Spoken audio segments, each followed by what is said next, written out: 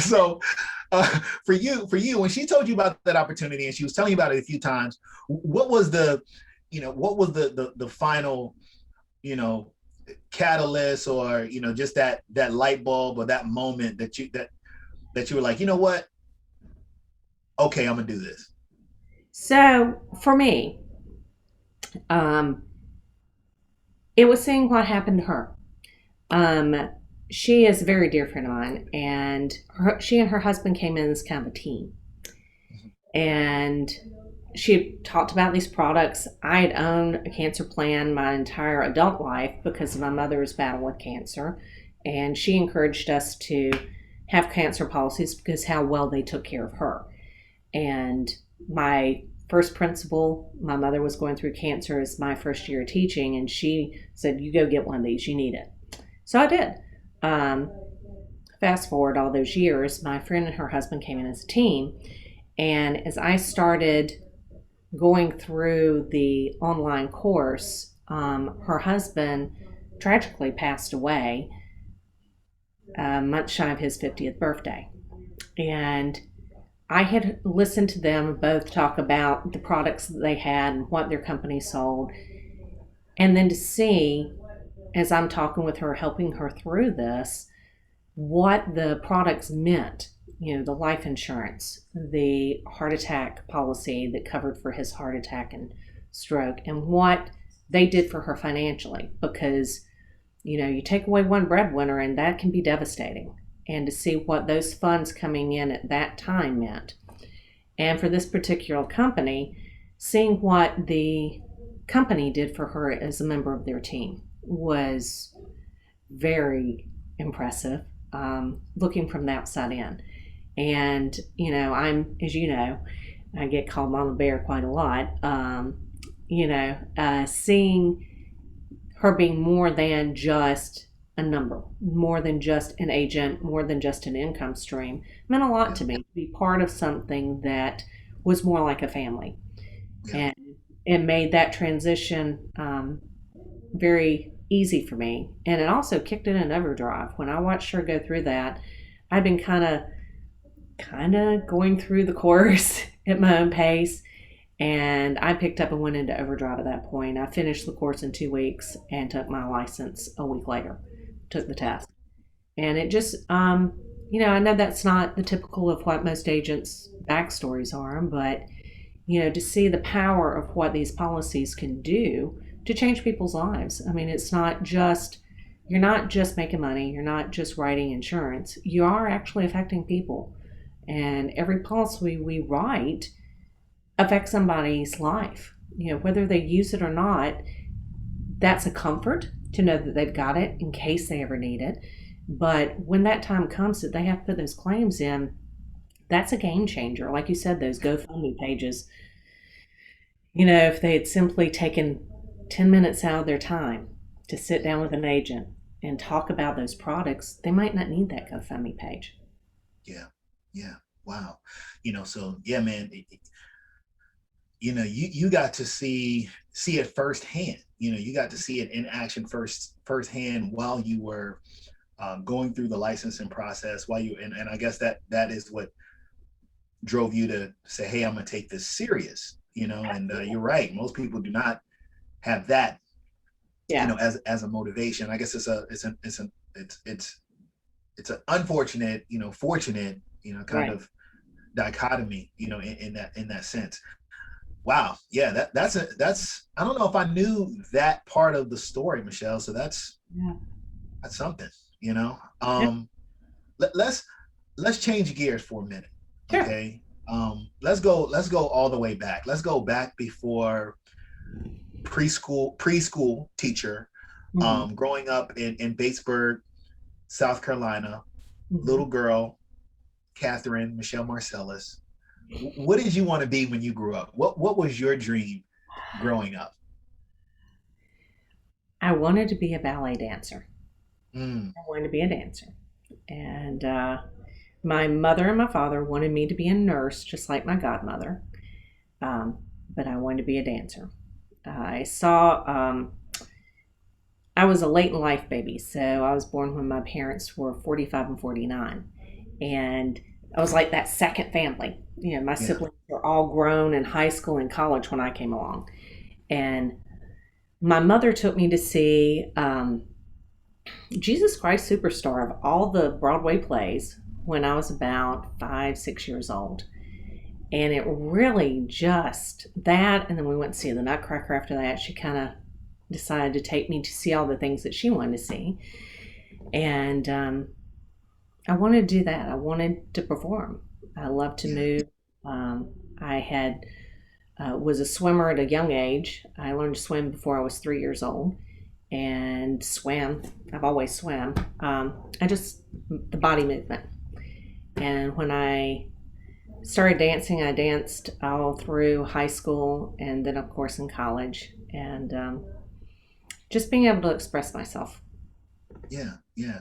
So growing up, so you actually, accomplished, that dream. Yeah, I did. How, so coming from that, what were the, I'm a musician, Yes, I by, do. trade, and I find that, when you have that artistic Hmm. side of yourself, that creative instinct, it actually helps you in this industry, in the insurance industry. Oh, absolutely. What has been your experience with how having that background in dance and being a creative as well? How has that translated, into your career thus far? Or, Um, I think as musicians, and I also have a music background too, but not like yours. But having that, musicians and dancers, creative people, you learn a process. You have to learn to crawl before you walk. You have to start at the beginning and learn and build upon your technique. Um, mhm, you have to truly be a student of your art and make those goals, make those commitments. I find that we as artists are very, very driven, very goal oriented. You know, you want to achieve this. Okay, so what do I have to do to get there? I want to achieve this next level. What do I have to do to get there? You know, you start dancing at a ballet class. How do I get on point? Well, I have to do this, this, this, and this. So for me, coming into insurance, I found that it's same kind of structure. You have to yeah, learn your product. You have to learn how to present. You have to learn how to do everything in order, very structured. Um, right, and I like structure. You know, it's. right. I think in the past you said I'm very organized, which I look around my house, go, not so much, but Yes. No, Michelle is extremely organized. Everything is in order. Well, you can't. Well, if you're looking at this YouTube video after we put it up, then you'll see me chopping my hand where everything is in each specific folder with its tab written oh yeah, nicely. yeah, a little OCD there, but yeah, but it's that same concept. You know, how can I make life so that everything flows very, very easily? So when we're on in a job site, how do you keep that flow going? Oh, I'm sorry. How do you keep all of that going? And that comes from having it organized and having the structure. Yeah, I think with what I've done over the years is as I train new agents, I give them that same structure. You know, here is your book, that your presentation book. It's set up a certain way so it's easy to follow along. It's like a dance. You have your beginning, your middle section, your end. A piece of yes, music, same thing. How do you flow from one section to the other to get you to the end of the piece? right, Um, right. this is very similar. Yeah, Yeah, because your conversation is kind of like your choreography. right. And I think for us, for dancers and musicians and singers, you're still presenting. It's you're on. Um, Hmm. you know, you can't be in a shell when praying nobody notices you to do what we do. Um, but it allows you to have that comfort zone. You're used to being in front of people so that when you're meeting strangers and sitting down and talking about things with them that some people be uncomfortable about, it's just another dance. Yeah, It's just another performance so that you sit and you talk. But that sincerity factor has to be there as well. Right, right, right. I And had, and having that, I mean, having that background. I mean, when you, not to just stay on the dancing piece, but I think it's relevant because whenever you are artistic, right, you're expressing with a sincerity, right, with a yeah, genuineness. It's coming from your heart, right, right. and the communications and conversations that you're having Yep. with your clients or prospects or whatever the term is, you know, Yeah. it's the same. It's the same thing. It's that same genuineness. It's that same sincerity. It's the um, that same caring place. And you know, it's interesting, Michele, as I think about it now, just putting it all together. You took that from the dance, right, and then transferred that into preschool, Hmm. right, and then transferred that into the insurance. So it really all aligns, right? It's pretty amazing. Um, Let me ask you a question. At what point in your career, right, in your insurance career, Hmm. did you know that this is for you? This is it. This is my thing. It was pretty early on, probably in the first 3 weeks. Wow. Okay.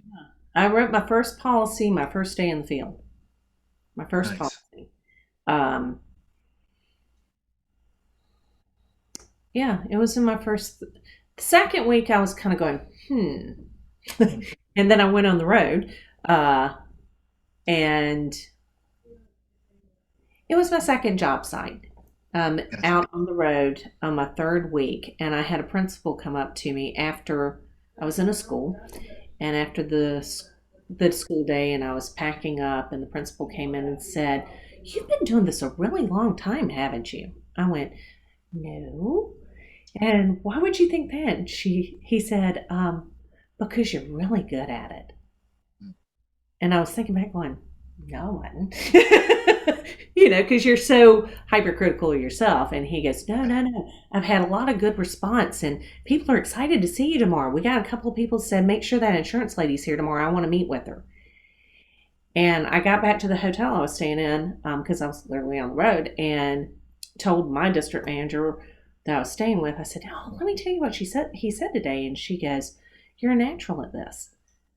Why'd you ever think twice?" I'm like, "I don't know." And then we finished out the week, and I got home, and my husband said, "So, you keeping going with this, or you regretting giving up teaching?" I said, "No, no, I think I'll keep going with this." And like I said, I've had a wide and varied career of a lot of different Yeah. things, and um, this just feels right. It always has. Um, Yeah. you know, like I said, my mom had cancer when I was very in my early 20s, and she had a cancer policy. One of the first, out of the gate. Won't mention the company's name, but they were one of the founders of that type of policy. And she went through a lot. And she had been going through chemo and radiation and all that stuff um, about 3 or 4 months. And she looked at me and said, "You need to go to the safety deposit box. I got a cancer policy. You need to see Hmm. what it can do." And I'm like, "Really? You just remembered this after 3 months?" But we find that typical in our market. People Right. forget they have it. So her health became a serious battle about another month later. And we were going to have to consider bringing someone in to take care of her and my dad because he was blind at this point. And she said, "Michele, how much can you talk to that insurance company? How much are they going to pay? How much are we going to see coming in?" Um, Sorry, cat. No, that's Tell Mally. Hold on, that's me, Mally. That's Maggie. Maggie. That's Maggie. Okay. But Mally, but Mally's not on the screen. Okay, Yeah, Mally, that's Michele's dog. Maggie is Michele's cat. One of yeah. Michele's cats. Yes. Okay. For those who hear, she's in the interview too. Yeah, um, but what that policy did for our family was allowed me because I called the company, I talked to them, found out about what we should be expecting, and my mother said, you know, I've got to pay somebody to come in and help out, or I could just take care of your bills. I'd rather have you take care of me than some stranger. So I took pretty much a year off of teaching and took care of my mom. And that cancer insurance policy really helped out and paid the bulk of what I had coming out of pocket. I moved back home. My husband and I were newly married. We moved in with them and were able to take care of them. So I've seen it firsthand 2 times. And it's amazing to see them when they go into action and really do what they're supposed to do. Yeah, yeah, It's a life changer for a lot of people. yeah. It's one thing to see it from a standpoint of, offering that coverage to someone else, but with many, uh, I'll say many of us in the industry, if you've been in the industry a while, then you are familiar with this and you know about it. But if you're getting into the business or you're thinking about getting into it, it's not just about offering coverages to other people. It's also about not just offering those for yourself and your own family, but understanding, the power of what they can do for your own family as well. So not only are you helping others, you're actually helping yourself as well, by having access to that coverage, being able to understand that coverage, Mhm. and really knowing what to do when it's time to use it as well.